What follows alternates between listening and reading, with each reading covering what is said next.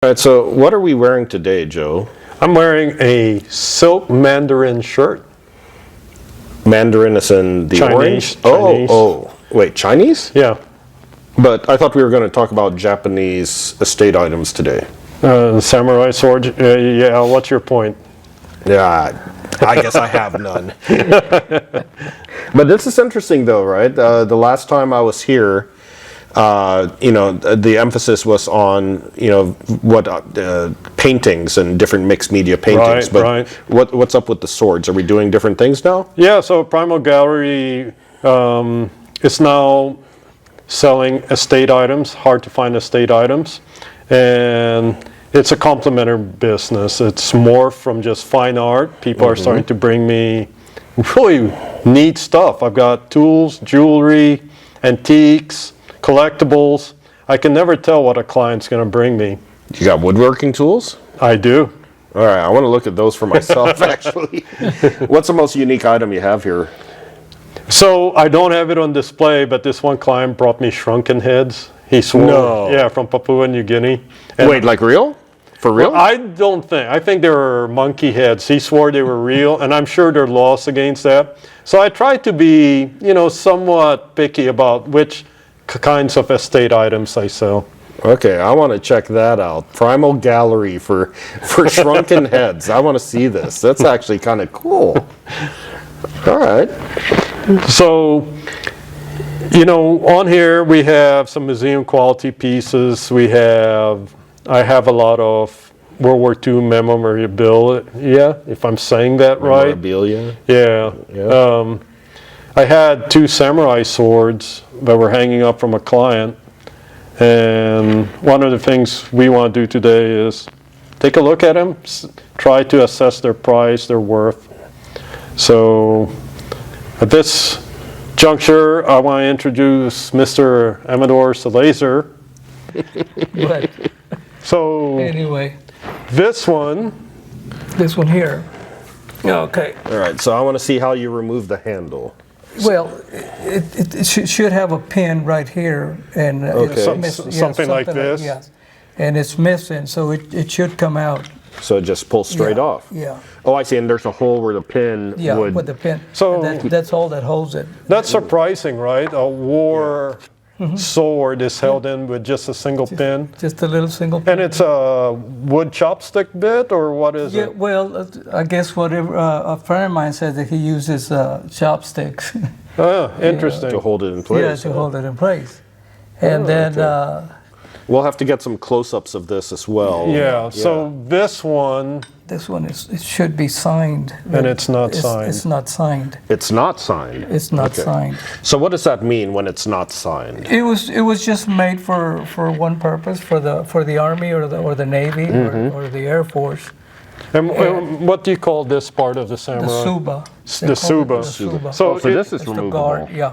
And it's got something on it. Yeah, what's this symbol here? It depends on where it was made, and also the military blades, they wouldn't have a fancy Tsuba like this. It would be more standard, and you see this one is different. Yeah, that's really fancy. That's more personalized. Yeah. So somebody changed the Tsuba on it. Oh, okay.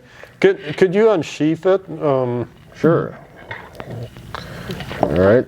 Do I just pull it out? Don't touch the blade. Don't. And why is that? It's sharp? No, the oils from your body, from your hands, it'll rust it. Oh, okay. Okay. Once you touch it, you need to clean it pretty good, and if you don't, it'll eventually rust. Similar to firearms or Yeah. any other metal object. Yeah. And what do you call that finish toward the sharp end? The Hamon. Hamon, that's a Spanish word for ham, right?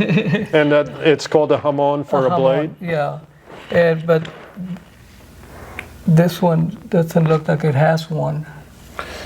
What are you all talking about? It's on the end. It's got like a little wavy line going all the way down, and what causes that is when they were going to temper it, they would cover the blade with clay, and then they would cut the edge, they cut the clay off, and then put it in the fire, and then when they quenched it in oil, then you could see that line, and that meant that the edge was tempered.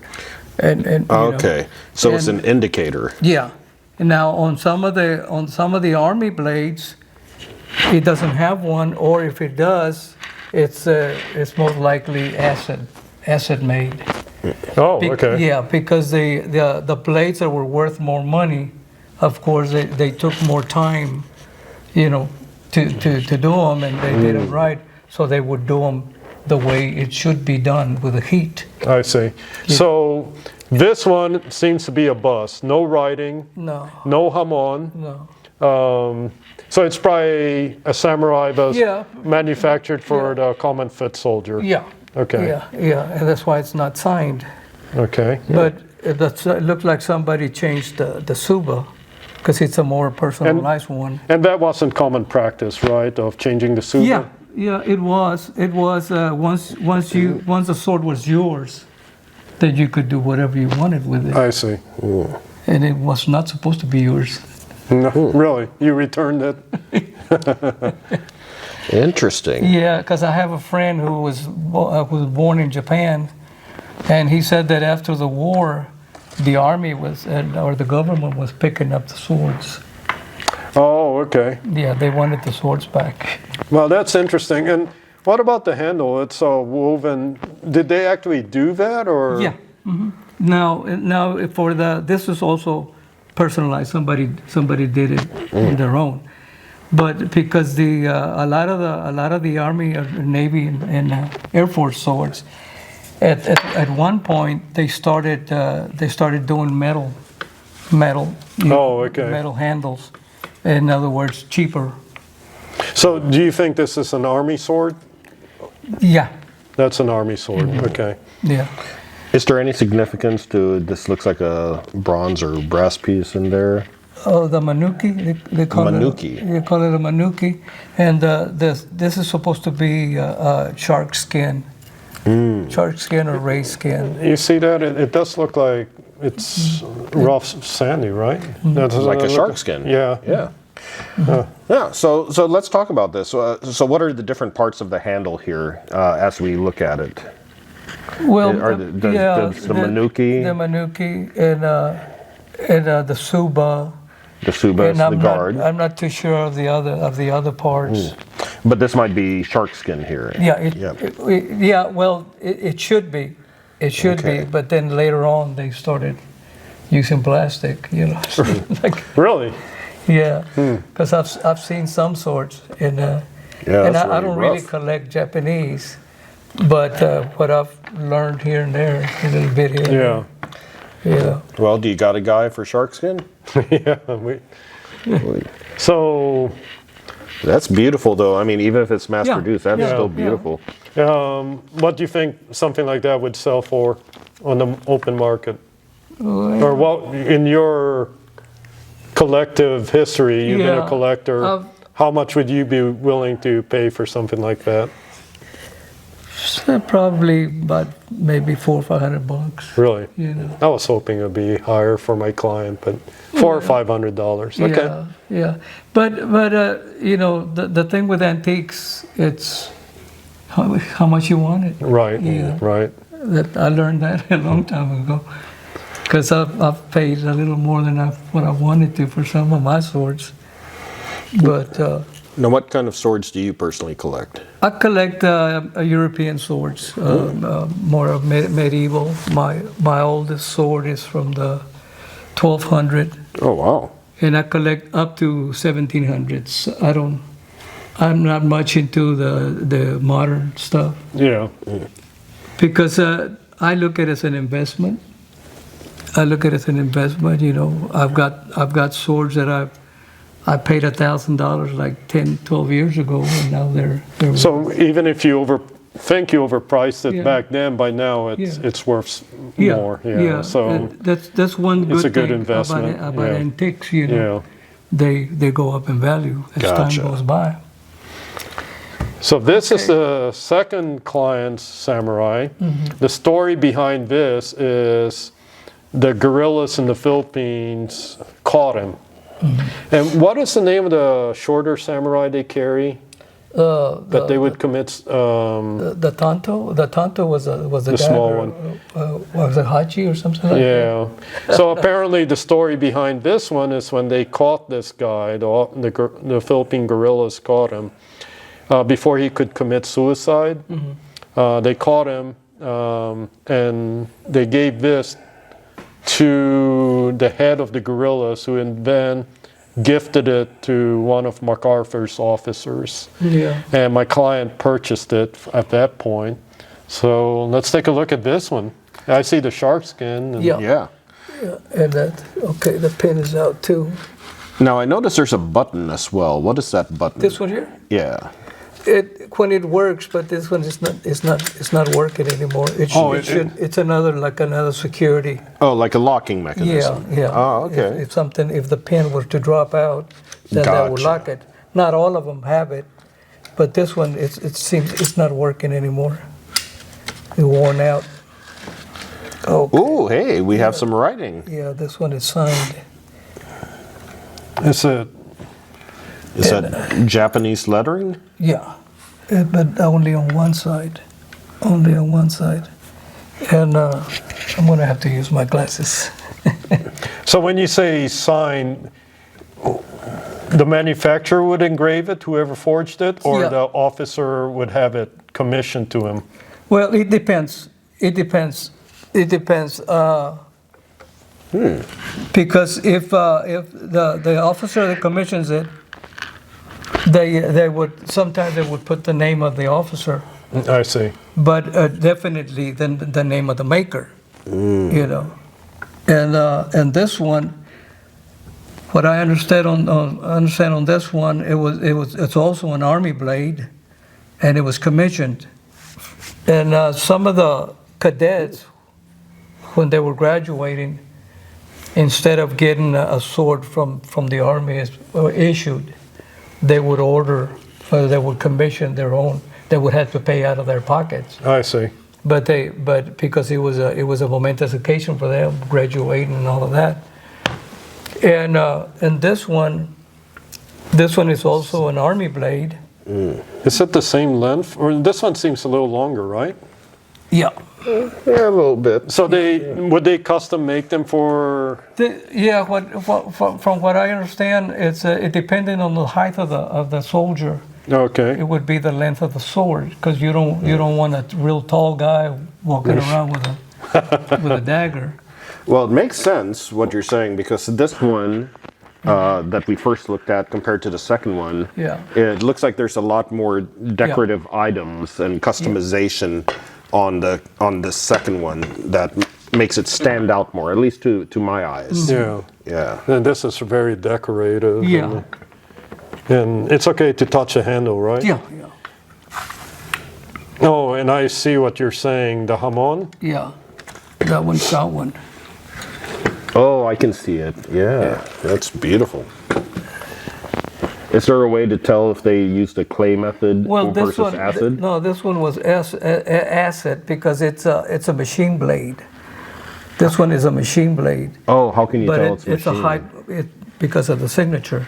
Oh, But it was a high quality steel machine made, because it was for the army, and like I said, the soldier commissioned it, and of course when they commissioned it, they used the good steel.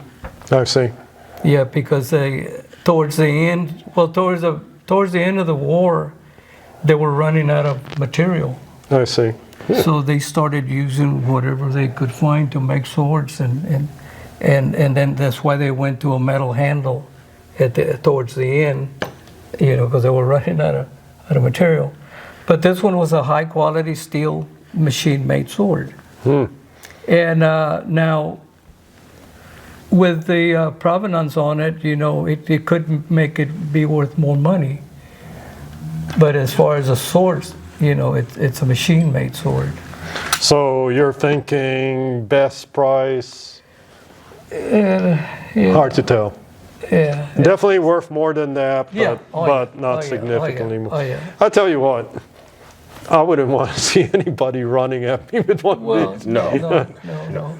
And another thing that I read was the swords for the Air Force were shorter because they were in confined spaces. On the plane. That makes sense. So the Army, of course, were longer. Yeah. What do you call the guys that used to crash their planes? Kamikazes? Kamikazes. Kamikaze. Would they carry samurais with them? Do you know? Yeah. Wow. They all did. They all did at some point, because it was, I guess it was like the guns today. Yeah. Wow. Yeah. But and then like I was telling you, This button here, that's the Yeah. lock. Okay. Interesting. because some of the real it goes on this one. Oh, gotcha. Some of the real old blades, handmade blades, sometimes an officer in the Army, he wanted to use his own blade, and he would use his own blade, even though it was worth a lot of money, but it was his pride and joy. And all they did, they would put standard handles on it, and then when he went home, he would put his own more fancier grip, So this one is yours. Yeah, this one's mine.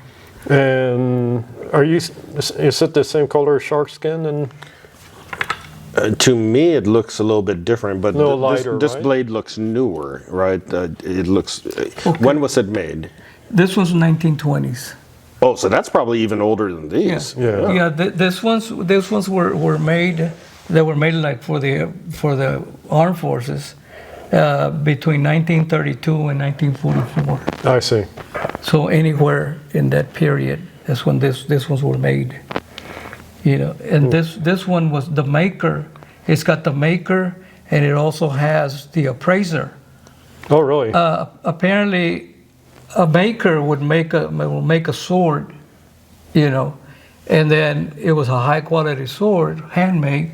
So then he would send it to the appraiser, and the appraiser would, like an inspector, would inspect it, and then they would sign appraisal, and then the name of the guy that appraised it. So And let's do this one's mine, like I said, and this one, it's got the signature of the maker. Wow. But on the other side, it says appraisal, Yeah. but he didn't sign it. Oh, It's not signed. Look at that. that It's is not cool. signed, which means that the appraiser, the maker, sometimes they had students, and the students would make the blades, of course, under the supervision of the maker, I see. and then they would send them to be appraised. But if the appraiser found out that the blade was not made by the master, they wouldn't sign it. Interesting. So this means that one of the students made it, but this one, Is there a like I latch? said, it was in the 1920s. Oh, look at that. And Wow. this one's a little more pristine, Yeah, it is. and it also has the Hamon on it. And that's a clay-based Hamon? Yeah, because this one was handmade.